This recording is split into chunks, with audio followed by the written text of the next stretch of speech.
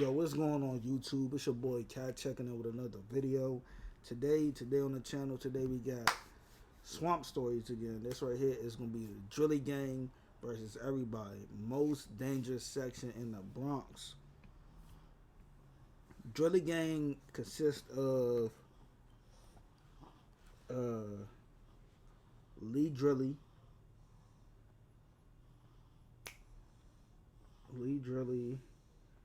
D Thing, your RPT, I think. Welcome back to another episode of Swamp Stories. For this episode, we cover an insane story that's never been seen before. But before we get into it, make sure to leave a like and subscribe if you're new. You can also follow the Instagram page as well. So let's get into it.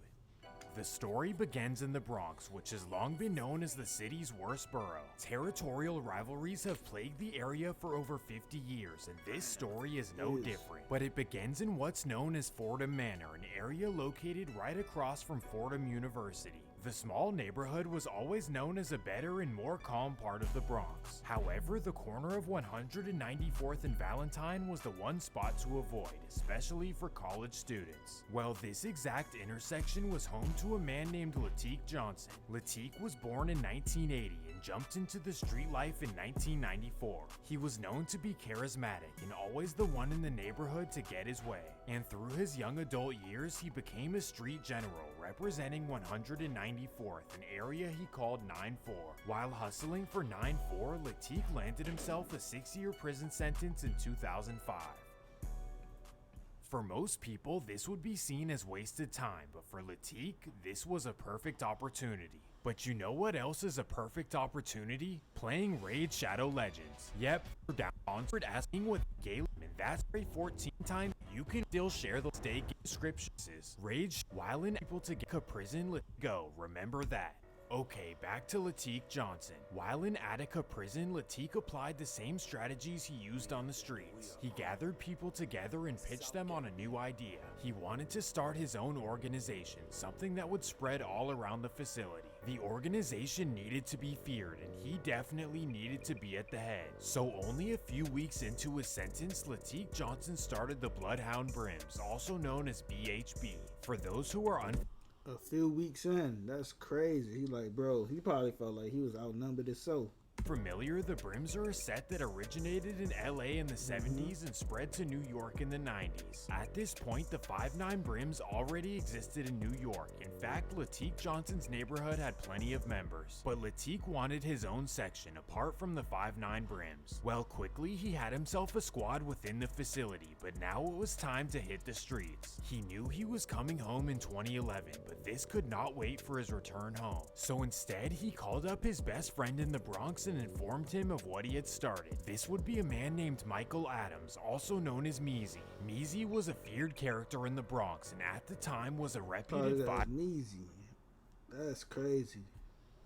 5'9 Brim. Well, over the phone, Latique recruited Meezy to initiate the Bloodhound Brims in the Bronx. So in 2006, Meezy recruited a few dozen members, mostly in 9-4. And with the fast growth, BHB needed a way to remain organized. So that's when Latique wrote the Book of Rules for the Bloodhound Brims. Of course, the book made him the undeniable. My man wrote that joint with a feather. Look at that joint. The Book of Rules for the Bloodhound Brims. Of course, the book made him the undeniable leader, also known as the Godfather or La Brim, but he would share this top position with that's La Brim? a woman who would be known as the Godmother. She would make the decisions on the streets while Latique was away. And under the Godfather and Godmother, you have the generals. This ranges from 5-star generals at the top all the way down to 1-star generals on the bottom. And with this structure, BHB had a direct line of command. The more you did for the Godfather, the higher you climbed the ladder. Well, over the next 4 years, the Bloodhound Brims fact that Angie called me personally speaks volumes as to the person he is, as well as the law firm. There's no better time to shop at Haverty's, because right now everything's on sale. That means this. Claimed more and more territory in the Bronx. First, you have the 9-4Gs, which is of course the original block. Then right up the street, you have the 220Gs, another strong Bloodhound section. Then you continue north on Webster until you reach 204th.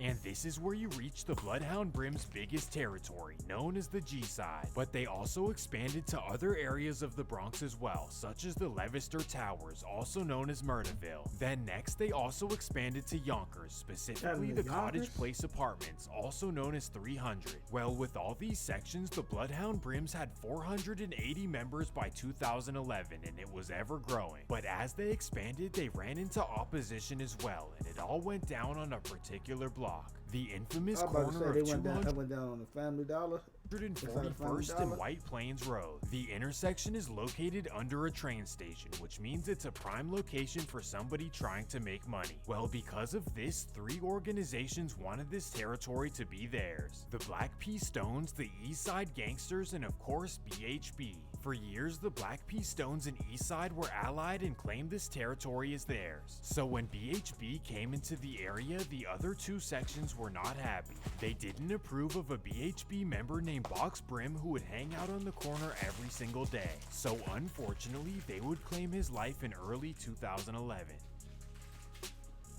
After hearing the news, Latique was pissed and he declared a new rivalry: the Bloodhound Brims versus the East Side Gangsters. However, nothing would go down over the next few months and the Godfather was not happy. Coincidentally though, Latique was set to be released in late 2011. And that takes us to January 21st, 2012. It's Latique's 32nd birthday, and that means celebration.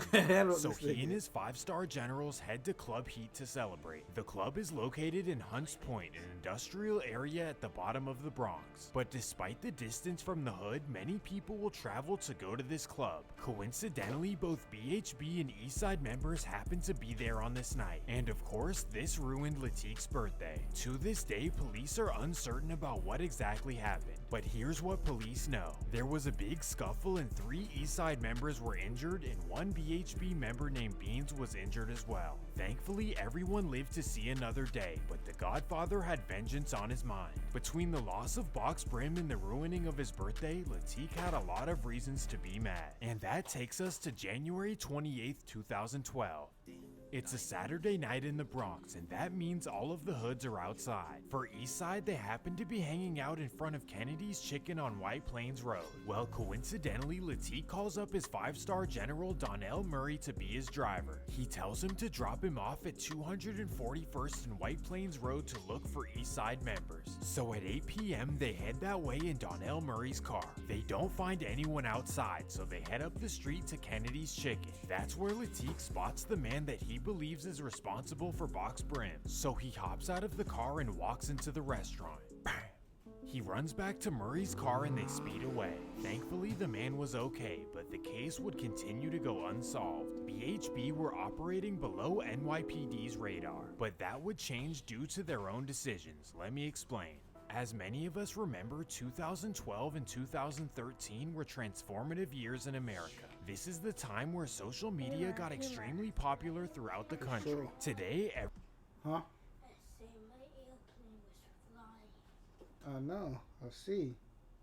Everyone makes their social media look good, but back then people posted absolutely whatever. And for BHB, this meant posting everything they were doing in the streets. Well, after the Eastside rivalry, BHB kept picking up new rivals across the Bronx. This would include the infamous Latin Kings.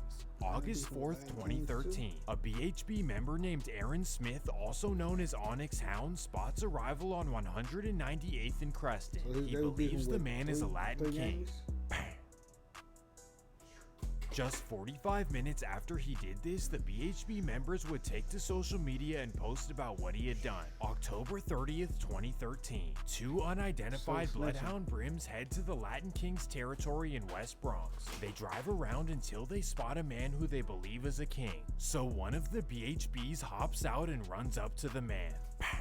Thankfully, the man would make it, but BHB members didn't think so. So they would instantly make a Facebook post saying another man down. Still though, NYPD would not detect this, and 2014 would end up being BHB's worst year to date. This is because of a new rivalry against the infamous Trinitarios of the Bronx, and it all started on June 19th, 2014.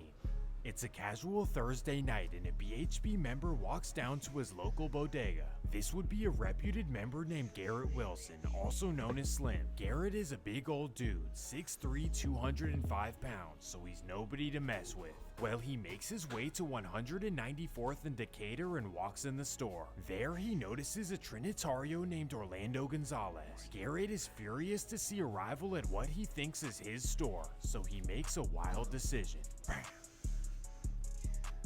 This would kick off an insane rivalry between the Trinitarios and BHB, one that would eventually take them down. BHB had never been involved with such a big and powerful organization, but despite being outnumbered, members like Garrett Wilson made up for what they lacked. October 9th, 2015. It's a Friday night and Garrett Wilson heads to a club on Boston Road. The reason he's there is because his girlfriend's a dancer and he needs to pick her up. So after the club closes, Garrett walks to the parking lot to pick up his girlfriend. But there he's met with a surprise. His girlfriend gets into a scuffle with a coworker. So a good citizen named Jose Feliciano jumps in to break it up. For whatever reason, Garrett did not appreciate Jose doing this, so his emotions got the best of him. Bam. This incident caused NYPD to look into BHB and everything on their social media. There they found dozens and dozens of self-incriminating posts. August 4th, 2016. 40 BHB members are arrested in the Bronx, including the Godfather. And here is where things get crazy, because nearly everyone started telling. First was Donnell Murray, who was the driver at Kennedy Chicken. He would tell on Latique Johnson by telling NYPD about the incident, but Donnell wouldn't be the only one. Michael Measy Adams would be next, the original BHB member in Bronx, the man who Latique Johnson considered his best friend and second in command.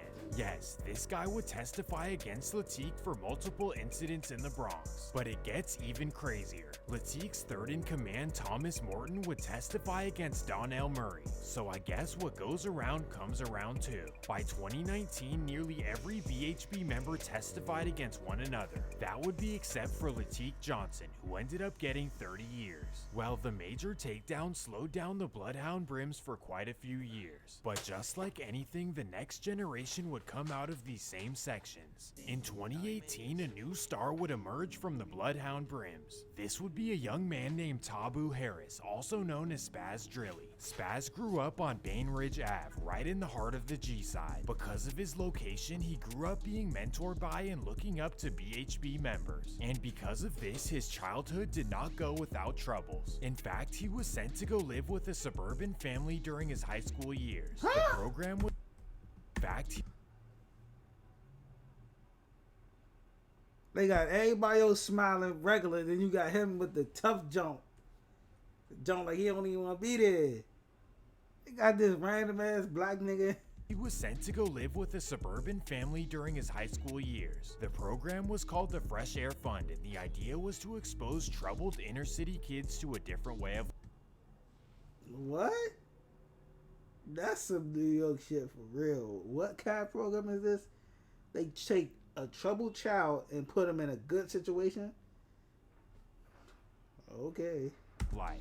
For many, the program may work, but for Spaz, he wanted to be exactly where he was from. And that's partly due to the love and respect the entire G-side had for him. Just like the original Latique Johnson, Spaz was charismatic and always led his friends. At the age of 17, Spaz began rapping and making a name for himself in the local drill scene. And with him would always be his best friend Damian Gilbert, also known as Dumb Out. Together, the two were the most popular in the G-side community. And that takes us to May 29th, 2018. It's Memorial Day weekend and the G-side Crips are hosting a barbecue in their section. Their territory is right above the Brims, but they always get along in unison. So on this day, Dumb Out, the Drillies, and the G-side Crips are all playing a dice game. Somehow an argument starts between both sides and sadly Dumb Out would fall victim.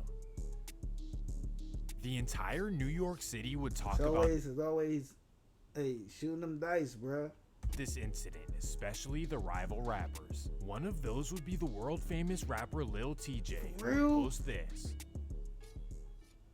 The G-side was instantly torn apart. The two sides had grown up together their entire lives, but the Brims could not accept what their former friends had done, so they declared a rivalry. the G-Side Crips versus the G-Side Drillies, and from here, things would get nuts. July 20th, 2020. It's another hot summer day in the Bronx, and that means that the Drillies are outside. They happen to be on Decatur Avenue, right in the heart of the G-Side, and that's when they notice an unfamiliar person walking down the street. For some reason, Spaz Drilly believes the man is a rival from the other side, so he allegedly sprints down the street. Bang! Over the next couple of years, incidents would go back and forth between both sides. But it took for one particular incident to catch NYPD's attention. On March 12, 2021, Delilah Vasquez lost her life while hanging out with her friends. Her friends were G-Side Drilly members, and that's all everyone knows. Although it was an internal affair, the sad incident would devastate members like Spaz Drilly. The incident actually caught national news, and NYPD began looking into the Drillies. In the meantime, a rival drill rapper named Shaw Ek would diss her along with Dumb Out in a song. Shaw Ek is a member of the OGs in the Bronx, and this furthered the rivalry between the OGs and the Drillies. For some reason, everyone likes going against the Drillies, even NYPD. So let me explain the scenario. The Drillies were essentially the continuation of the Bloodhound Brims, and while they had the G-Side, they also had a couple of other BHB sections as well. Latique Johnson's 9-4-Gs became the 9-4 Drillies, and they're by far the most popular section in the drill scene. Famous rappers E-Woo and Lee Drilly rep this section hard. Then right up the street, the 220Gs are represented by the up-and-coming rapper Say Drilly. All of these sections are extremely feared and all have their own rivalries. For example, the 220Gs rival the Sev Side, and 9-4 rivals Sugar Hill and Harlem. Altogether, the Drillies are one and always have each other's back. But because of this, NYPD could easily take them down in one single sweep. And once the Drillies gained the reputation of having no limits, NYPD decided to put it to an end. April 7th, 2022, Operation Drilly. As we all know, when NYPD wants you, they're gonna come get you and all of your friends. 20 G-Side and Drilly members are arrested, including Lee Drilly and also Spaz Drilly. Spaz Drilly is now facing double life. What a waste for such a talented rapper. And just like that, another generation of BHB is taken down. And because of numerous successful takedowns... Hey, they not playing, bro. They not playing, bro. They don't want none of that gang shit in none of these areas, bro. Y'all think y'all about to terrorize the city and shit like that? These niggas putting belt to ass. Spanking y'all niggas, man.